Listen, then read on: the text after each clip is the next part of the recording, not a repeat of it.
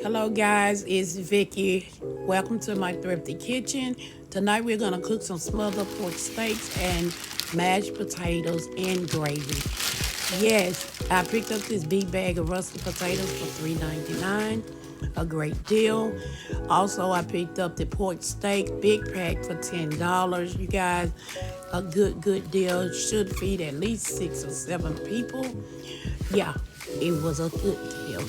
Okay, I'm gonna use a little flour right here. I picked up for $2 to make my gravy, and I used a little oil so I can get my gravy started.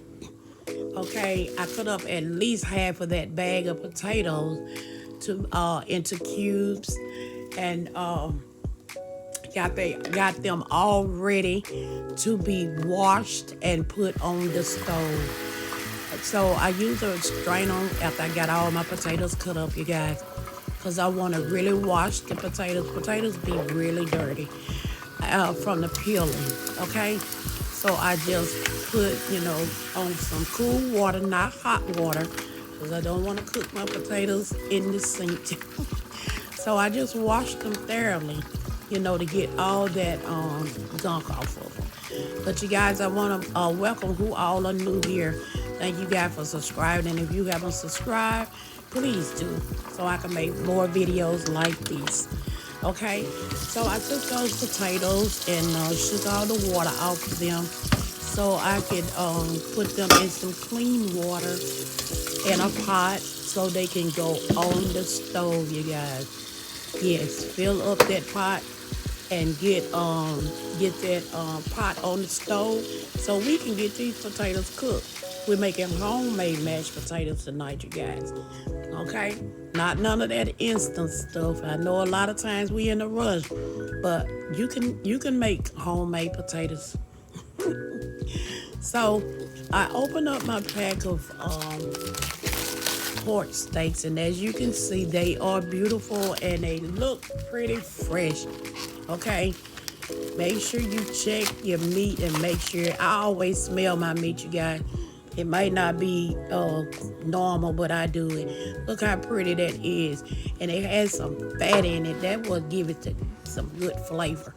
So I put down a pan with paper towels because I'm gonna wash my meat and put my meat down on these paper towels so they can suck up some of the water up in the meat, get some of that water out of the meat.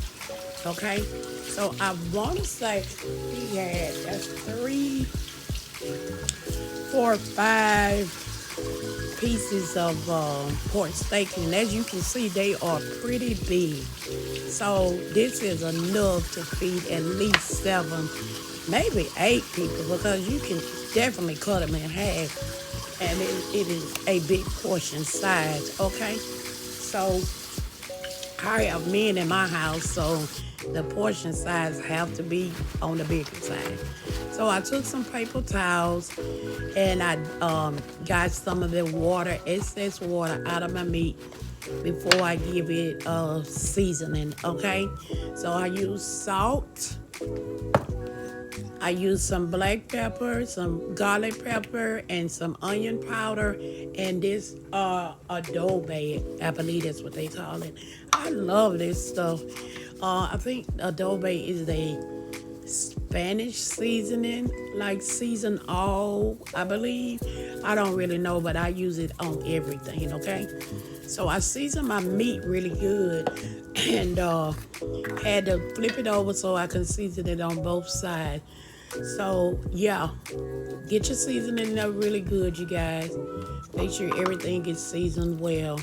I want to thank you guys who have subscribed, and if you haven't subscribed to the channel, please subscribe to the channel so I can bring you more videos just like this, cooking videos, if that's what you like. Okay, so I seasoned the other side as well. Then I got out another pan so I can put my flour down so I can flour my pork steaks and get them ready for the grease, okay, the cooking vegetable oil. So guys, and the reason I do this is because I want to take my pork steaks and give them a very light coating of flour so I can fry them a little bit and have them ready to put in my gravy. Okay, so here I'm just flipping them, getting a little flour on each side. Yes, I wanted to make sure I show you the entire video in a slower pace because, guys, people just do recipes and they go so fast and you be wondering, did I miss something? But I want to show you this. This is the way my Aunt Leona made her pork steaks and gravy, and I learned from them, so this is what I do. So I got my cast iron skillet. I got it really hot, you guys. Throw a little flour in there and make sure that your skillet is really, really hot. I'm telling you, it seemed like I was doing too much. I was trying to get away from the oil or something. You guys, I be doing too much while I'm cooking. Answering the phone, talking to my husband. They be talking to me while I'm cooking. And I guess they be, they my company keeper while I'm in the kitchen. They always come in and ask me if I need any help and things like that. But I always tell them no because I like to cook for them. I want them to be happy and satisfied. So I flipped my pork steaks over, guys, and as you can see, I'm having a difficult time trying to flip them over because this head is just it's really too small because the pork steaks are so big. But you want to just fry them lightly on each side and then just flip them over and let them fry a little on the other side. Just fry them on each side. And you don't have to fry them long just till they get brown on each side.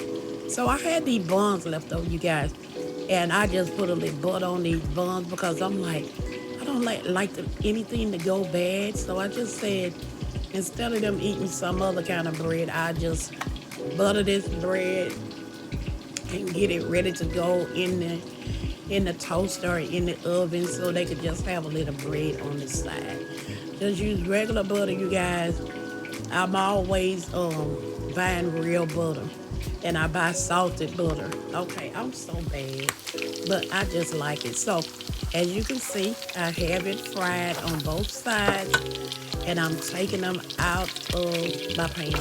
I fried all my meat, all the pieces, and now we're gonna make our potatoes and get them all together before we make our gravy, okay? So, yeah, I just strained the hot water off of my potatoes because I didn't want them to keep cooking. That's why you need to strain them and don't leave them in the pot because if you leave them in that hot water, they're going to continue to cook, okay? So I'm just putting them in another bowl so I can mash them up, okay? So that's what I did. And I'm telling you, I'm talking to my husband, and I didn't even know the camera wouldn't sit over the mashed potatoes right, guys. I'm so sorry, but I just mashed them up. I put some butter in them, and I put some salt in them, and then I just went to work mixing them up. That's right, a little black pepper. Now, don't forget your black pepper and your salt. You really don't need much. Most people put milk in them and all that. I didn't want to do all that because I wanted my potatoes to taste like real potatoes and not milk potatoes, okay? But you can put milk in them and butter and whip them up and do all that you want to do. I mean, this is a way you can use this to make potato soup. So now, guys, I have my oil left in the pan, just a little bit, not a lot, and I put my flour left over out of the pan where I battered and floured my meat, and I'm gonna use that leftover flour and this leftover oil and make my gravy. I hope you guys look. I'm trying to focus the camera, but listen, all you do is just start stirring because your skillet is still hot. Okay, you got your flour in there, and we're gonna brown this flour and we're gonna make some good old homemade gravy. Okay, this is the meat. This is how it looks. It's all fried, lightly fried, you guys, on each side. And we got our skillet on the stove and we are stirring letting that oil and that flour mix. This is how you make a roux for your gumbo. Whether people know it or not, it's the same recipe, just flour and oil. Then we pour in some water and we mix that water in with that flour and that oil. Like I say, you don't use a lot of oil because you don't want your gravy to be oily. You just want just enough to brown that flour, okay? And I stirred and stirred and stirred, and then I went in and added some season blend. If you don't like chopping up seasoning, you guys buy it in the bag, because what it's gonna do is it's gonna cook down so, so small to the point where you don't even realize it's really in there. It's just there for flavor, be honest. So just stir that in and let it cook, and just let it keep getting thick and thick and thick, okay? So I go in and I put in a few red bell peppers in there, and you see how thick that gravy is. That's what you want. You want it to get thick, and when it thickens, you can add more water to it, because see, I have some large pork steaks, so I need a lot of gravy. So that's what I did. I added more water to my gravy, and as you see, it is looking wonderful, okay? So I added more water in that gravy and kept stirring and kept stirring. This is how I learned how to make gravy. It is not rocket science, and believe me, if I can do it, anybody can do it, because I am not a cook, okay? I will cook, but I'm not a cook. I added my salt and pepper to my gravy. I don't need a lot of extra, other stuff. You can add more onion powder and things like that, and garlic powder. Add whatever flavor you want to add. See, as it's more and more water, that it get thick. So I took it off the stove and poured it in a bigger saucepan, because I gotta put my pork steaks in my gravy. So there you have it.